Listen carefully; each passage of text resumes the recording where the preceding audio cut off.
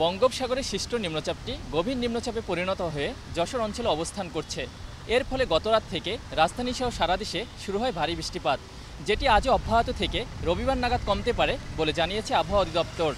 দেশের সর্বোচ্চ বৃষ্টিপাত রেকর্ড করা হয়েছে কক্সবাজারে 223 মিলিমিটার। টানা বৃষ্টিতে রাজধানীসহ দেশ জুড়ে দেখা দেয় জলাবদ্ধতার, ফলে ভোগান্তিতে পড়ে অফিসগামী ও খেটে খাওয়া সাধারণ মানুষ।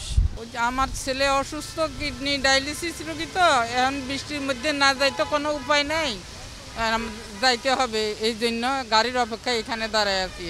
বৃষ্টি তো আসলে ঝামেলাই করে, মানুষের অনেক কিছুই ঝামেলা করতে পারে। যেমন এখন যে বৃষ্টিটা হচ্ছে নিম্নচাপের জন্য, এটা কিন্তু আমাদের প্রত্যাশিত ছিল না।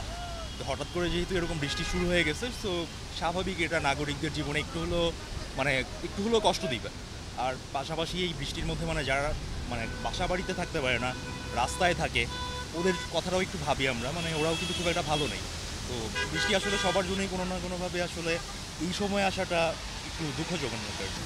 এটা যথেষ্ট অস্বস্তিদায়ক, কারণ কক্সবাজারে বিগত 23 বছরের চাইতেও বেশি মাত্রায় বৃষ্টিপাত রেকর্ড করা হইলো। তো যেহেতু এই অবস্থা এবং পানি নিষ্কাশনের ভালো কোনো ব্যবস্থা নাই, যার জন্য জলাবদ্ধতা তৈরি হচ্ছে। এখন কক্সবাজারে যে মানুষরা থাকছে তাদের কিন্তু ভোগান্তি হচ্ছে, আমরা কিন্তু আসলে ঢাকায় থেকে বুঝবো না। মামা আজকাল তো কামাই একেবারেই নাই কে, সকাল থেকে বৃষ্টির মধ্যে মানুষ বাইরে হয় না, মাত্র 100 টাকা রুজি করছি। এই রুজি দিয়ে আজ কি করবো কিছু বুঝতে পারছি না। এই গাড়ির রুজি দাম কিনতে, আবার খাওয়ার বিলি কিনতে করবাম। আধা ঘন্টা 20 মিনিট পর পর একটা প্যাসেঞ্জার পাই।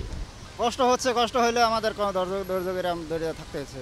বৃষ্টির জন্য তো গাড়ি চালাতে পারছি না, আমরা গরিব মানুষ, কি করে খাই। বৃষ্টিতে গাড়ি পাচ্ছি না, তাই গাছের নিচে দাঁড়িয়ে আছি।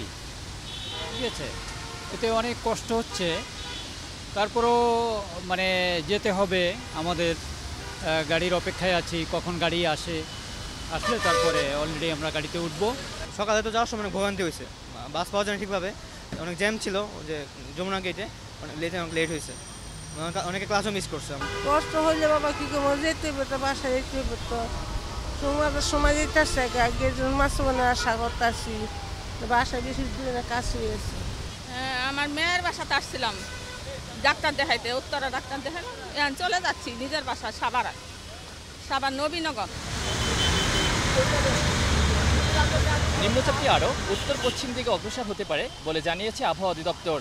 বরিশাল, চট্টগ্রাম, খুলনা অঞ্চলের নদ নদীর পানি বৃদ্ধি পেয়ে নিম্ন অঞ্চল প্লাবিত হতে পারে বলেও জানায় আবহাওয়া অফিস। কক্সবাজার, চট্টগ্রাম, পায়রা ও মোংলা সমুদ্রবন্দরকে 3 নম্বর স্থানীয় সতর্ক সংকেত দেখিয়ে যেতে বলা হয়েছে। একই সাথে মাছ ধরার সকল নৌকা ও ট্রলারসমূহকে পরবর্তী নির্দেশ না দেওয়া পর্যন্ত নিরাপদে থাকতে বলা হয়েছে।